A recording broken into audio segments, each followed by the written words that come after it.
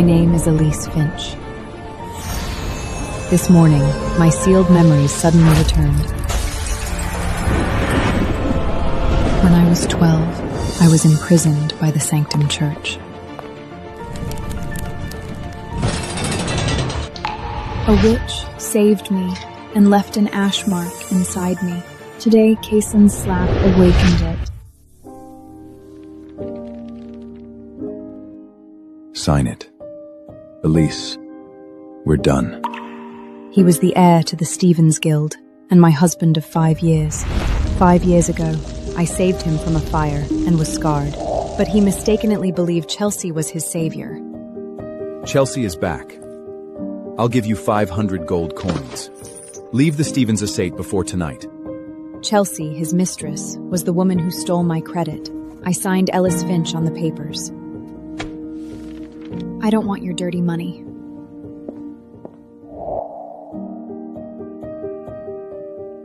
I walked into the closet, taking only my mother's silver locket and a crystal ball. The crystal ball was left to me by the witch. It could warn me of malice and detect forged contracts and ledgers. You are taking this trash and walking away with nothing, trying to guilt trip me? Guilt requires a conscience, Kaysen. You don't have one. When I reached the door, he lunged for me in anger. Stop! You think you can insult me and walk away? Apologize! I twisted and grabbed his wrist. Let go, or I break it. He released me immediately. Walk out that door, and you won't get a single coin. The Stevens Guild has the power to bury you in Lumina! Mrs. Stevens, your father sent a letter for you. I opened it. Inside was a threat. Ruin your marriage to Kaysen, and don't bother coming home. If you're not his wife, you're worthless to me. As if I care. I tossed my father's threat letter aside. From my sleeve, I drew a letter I had prepared and handed it to the doorman. Deliver this to the Shadow Gold Guild. The Shadow Gold Guild was an underground banking house that handled dirty money. I had deposited 500,000 gold coins there. This letter would allow me to transfer the funds into my anonymous accounts at Lombard Banking House. Yes, Mrs. Stevens. Call me Miss Finch. The carriage took me to the Silver Tower Inn, a suite, registered as Elise. You're Elise Finch? Can you afford the rent here? You'd better leave now. If you were a little more polite, you may get a reward from me. Everyone knows your husband and father have abandoned you. How are you going to pay for it? By serving other guests? The guests burst into laughter. The tapster came over and reached out to push me. I grabbed her hand and took out a letter from the Lombard Banking House. That is a black gold credit letter from Lombard Banking House. Only clients with at least 100,000 gold coins can hold one. Wasn't she thrown out? How is she this rich? Registered as Elise. Not Elise Finch. Not Elise Stevens. The entire venue was completely silent. The tapster quietly handled my check-in procedures. Miss, your father knows you're here. He wants you to go back. No.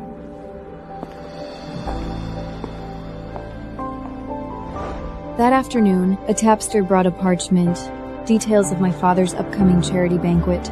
I saw my mother's name, Isolde. She was still trapped in that house. I tossed the parchment into the fireplace. I had to attend tomorrow night's banquet and save her from those two bastards. The next morning, I entered Golden Shears, the most expensive tailor shop in Lumina. It served only nobles and major guild clients. My stepsister Fanny was holding a silver gown and mocking me with her two friends. If Scarface wore this, would Kaysen throw up on the spot? She doesn't even deserve to stand near this gown. Posture correction requires a spine, Sloane, something you lack. Elise? A discarded pauper dares to enter Golden Shears? Even a ribbon here costs more than you can afford. I am here to shop, unlike you who is here to browse. Dad set up an unlimited account for me at the Lombard Banking House. This is something you will never have. The Finch trading house is almost bankrupt now. Do you think he would still care about you? Sloane, throw her out! Don't let Scarface touch my gown! Sloane rushed at me and reached out to shove me. I stepped aside. She missed and crashed into a rack of gowns. Elise! How dare you push her! She ran into it herself. Everyone here saw it. Stop pretending to be innocent. You should have disappeared when you were 12 and never come back. I looked at her. Those words confirmed one thing. The Sanctum Church carriage from that year was no accident. So it was you who led me to that carriage.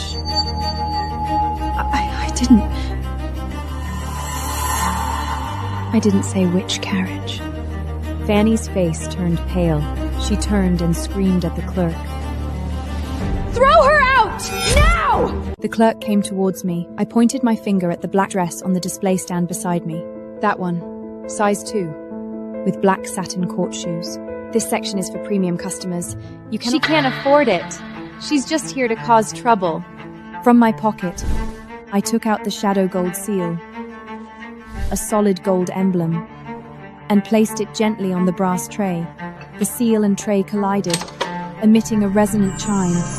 Every customer in the shop froze. Vance, the chief tailor, hurried out from the back room. He saw the shadow gold seal on the brass tray. He turned to me and bowed. My lady, I did not know you were coming. Please forgive me. She's a pauper! Have you lost your mind? This lady is the highest tier client of the Shadow Gold Gang. Your outstanding debts with our shop have yet to be sold.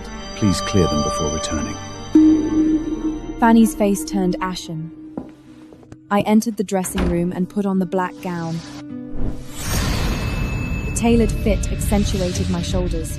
The deep V-neck made my neck seem longer. I looked into the bronze mirror. I didn't use powder to hide the scar. The crystal ball glowed faintly red. Someone outside was using a message charm to send my location back to the Finch estate. This isn't a flaw, it's war paint. Tonight's charity banquet, even behind this thin veil, I would let everyone witness a completely new Elise Finch. Night fell. I walked into the Finch estate in a black gown. My father, Franklin, sat at the head of the table, with his mistress Alvera beside him. My mother, Isolde, sat in the corner with half a bowl of cold soup. Who let you in? Didn't you send someone for me? I came.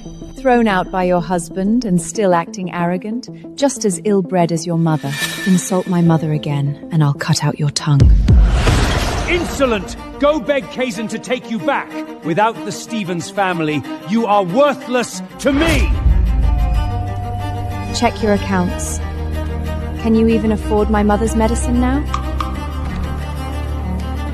A servant rushed into the dining room, pale-faced, clutching an urgent notice from the Finch Guild. Sir, the Finch Guild accounts have been frozen. You did this? I only reported financial misconduct. A law-abiding merchant's duty. He didn't know the notice was forged, but his fear was real. Franklin was upset. His eyes snapped toward my mother in the corner. Isolde! This is the daughter you raised! Mother, look at me. Today, he has nothing left to take from you. You are not his prisoner. You are the true owner of Virgin Breath. Franklin raised his hand to strike her, but this time, my mother did not close her eyes. She grabbed the table knife and held it before herself. Don't touch me! The knife slammed into the mahogany table. Everyone's face shifted. I endured this for 20 years. Today, I'm leaving you.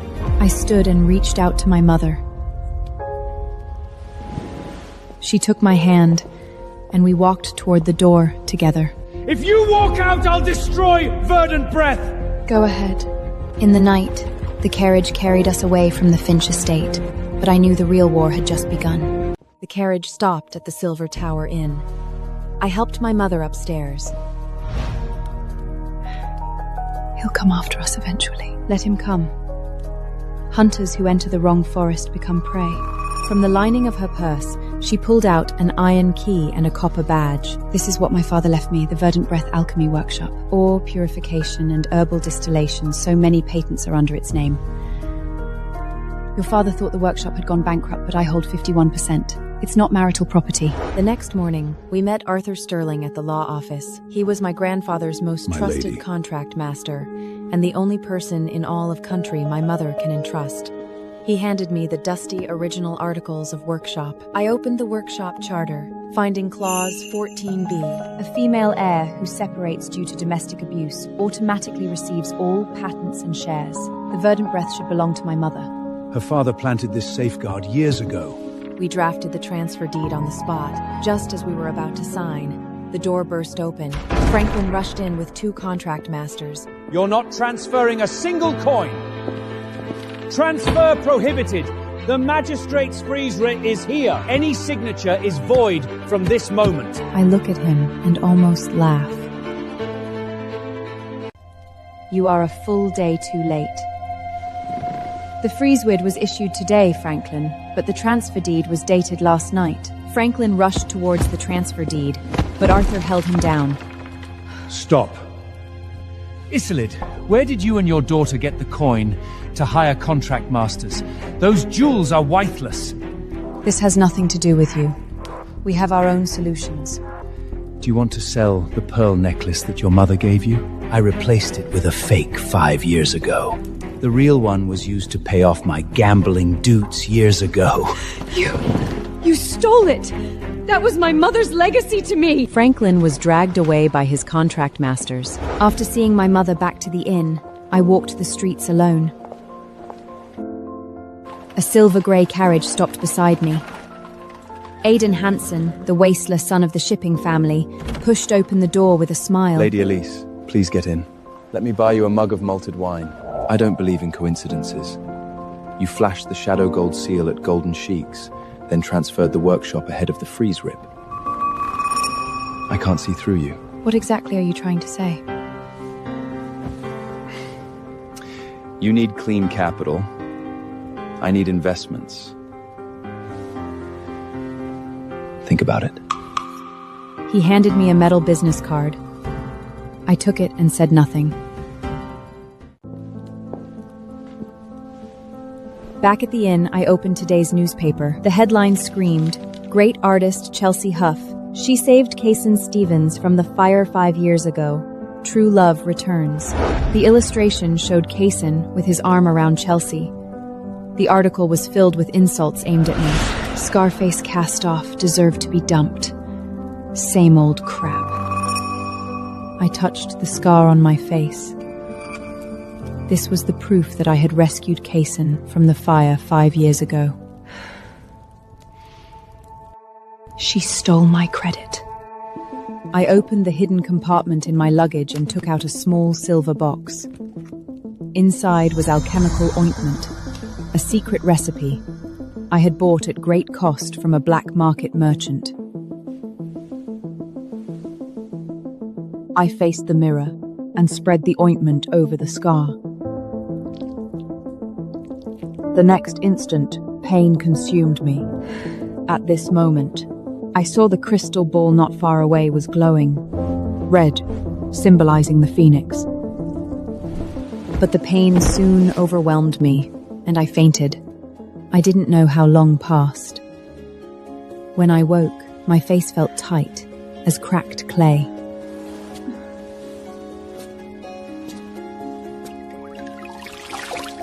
After washing my face with water, I noticed that the face in the mirror was smooth. The scar was completely gone. High cheekbones, a sharp jawline, eyes hiding a dark fire. Kaysen, we'll meet at the law office. The next day, I went to the law office to meet Kaysen's contract master. Half of my vase was covered with a lace scarf. Today was the final divorce signing day. Kaysen wasn't here, but his contract master, Black, arrogantly made me wait. Mrs. Stevens, Mr. Stevens is occupied. I don't want his dirty money, but don't think you can buy my silence with it. Strike the confidentiality clause. That's not for you to decide. A messenger walked into the meeting room and said that Kaysen was in the medical facility of the monastery. Miss Huff collapsed. Mr. Stevens has to take care of her before he can come over. Tell him, if he doesn't sign by sunset tomorrow, I'll petition for a public trial. I'll let everyone know about his infidelity. I turned and left. then rushed to the monastery infirmary to visit Arthur. He needed a physical examination. There weren't much people in the infirmary. I covered half of my face with a lace scarf and walked into the hall. I saw Kaysen pushing Chelsea in a wheelchair. Kaysen, I am so dizzy. Can I lean on you? Her complexion was rosy. She looked healthier than anyone. I didn't want to look at them anymore.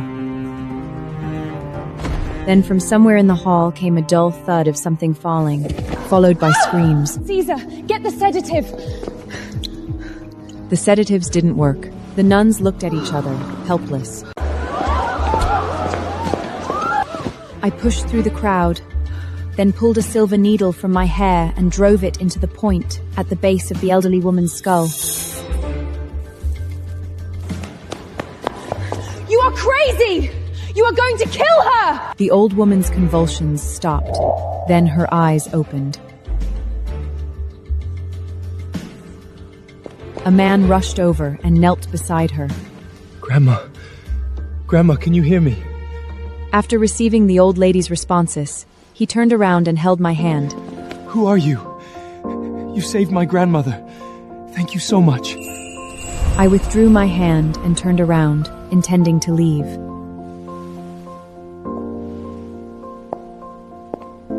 But I felt Kaysen's gaze, fixed firmly on my back.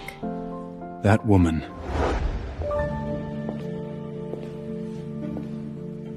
I finally found Arthur. He was lying in the hospital bed and handed me a gold-embossed invitation. The Dowager Stevens charity banquet. Apart from the invitation, you need something to give to her. I'll show them how advanced the prototype of the herbal extraction in our workshop is. He looked at me with concern. Kaysen will also be there. I nodded. Don't worry, I'll prepare a presentation that gives them nothing to criticize. Tonight was the Dowager Stevens charity banquet. The carriage was traveling toward the banquet hall. Miss! Someone is blocking the road! Several masked men rushed out of the shadows and smashed the box at the back of the carriage. The herbal extraction prototype shattered. I knew those men were sent by my father. Miss, let's turn back! No, we are not going back. Bring the artwork. The coachman pulled a long wooden box from under the seat. Inside was a painting, wrapped tightly in cloth. That painting had never been seen before. I drew it in the Sanctum Church's underground chamber. Thanks to my father, the guests will get to see some real things tonight. The carriage finally stopped before the red carpet. I took a deep breath and pushed open the door. Who is that lady? She's stunning. Everyone there was looking at me, but no one recognized me. I climbed the last step and turned to face everyone. The moonlight illuminated my face. No scar, no fear, only a burning dark fire. I walked to the banquet hall entrance. The guard held out his arm to stop me. Description doesn't match. Miss Finch has facial burns. Who are you? Whispers came from behind me. Could she be a fraud? I am Elise Finch. Step aside. I'm sorry, I cannot... Wait! Henry Ford, the grandson of the elderly woman I saved at the infirmary, ran up to me. It's you. The miracle doctor. I narrowed my eyes, signaling him to keep quiet. He nodded, and then took my arm. She's with me. Any problem? No! Mr. Ford, please come in. Just as I stepped into the hall, a man in a burgundy coat blocked my path. You're the wife Kaysen abandoned? He was Zane Hendricks, my cousin, the most dangerous person in my mother's family. Zane, long time no see. Wait, you're Elise, the burn victim? Kaysen's shut-in wife? Ex-burn victim. Interesting. Come on, I'll escort you both in. At the other end of the room, Kaysen, who had been talking to Chelsea, raised his head and saw me. His smile froze. I walked into the hall on the arms of Henry and Zane, two heirs of powerful families. The entire hall fell silent. Hundreds of eyes were on me. Is that Elise Finch? happened to the scar on her face? Across the room, Kaysen's fork dropped onto his plate with a sharp clink that echoed through the hall. At that time, Henry raised his hand to adjust his collar. Moonlight falling on his neck through the stained glass. I saw it, a crescent-shaped burn scar. My wine glass trembled.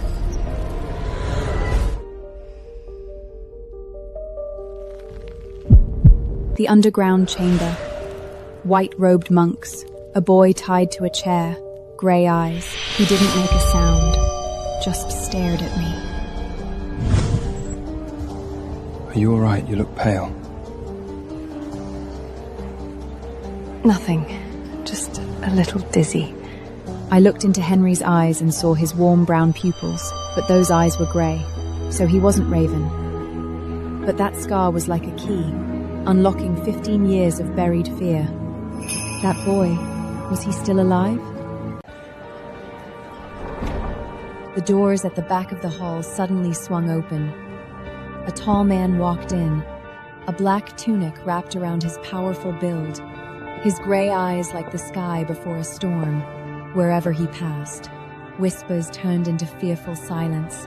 Ford Carroll, the king's financer, the true master of the North's treasury. Some say he's richer than the king. I stared at those grey eyes, a chill running down my spine. Ford's gaze was sweeping the crowd, like a predator hunting. His gaze landed on me and stopped for a second. Do you know him? No. But he knows me, and I must know him too. In somewhere I'd forgotten. I needed to leave that hall, leave those eyes staring at me. I pushed through the crowd and walked the back corridor. I leaned against the wall to catch my breath. When I turned to leave, I ran into a wall of muscle. This is 3 months' worth of an Italian artisan's work. I opened my eyes and found my glass of red wine splashed onto his white shirt. I'll pay for it. Ruined, but worth remembering. I was about to leave, but he suddenly leaned down. Watch your step, Phoenix. What did you say? That name. I thought it had been burned to ashes with the ruins. How did he know? The crystal ball in my pocket warmed. Someone was using magic to probe my identity.